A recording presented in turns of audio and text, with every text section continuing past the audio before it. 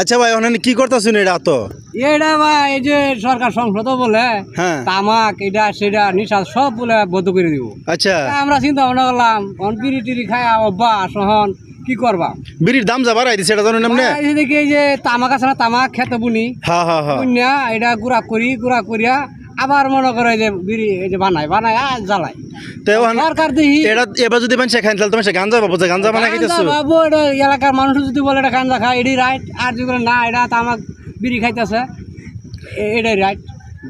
তাইলে আপনি এটা কিবা বারোটা করতেছেন একটু কই দিন। এটার মধ্যে দিছি তামাক আছে না তামাক, হ্যাঁ এই তামাক নিজে বীজ করছি কইরা সরকার শুনতেছি তারা উড়াই দিব। আচ্ছা আচ্ছা খাওয়ান দিত না ও নিজে করে তো একটা কিছু করে খাওয়ান লাগবো যেহেতু খাওয়ান ধরছুন। নিশা খায় অভ্যাস অনেক যে বানাইলাম এটা খরচা বেশি লাগে না, 2টা পাতা হইলে সারাদিন যাবে। আচ্ছা আচ্ছা আচ্ছা বিড়ি কিনলে টাকা 60-70 টাকা। তাইলে এখন বর্তমানে আপনি আর বিড়ি টিড়ি কিনতেন না এটা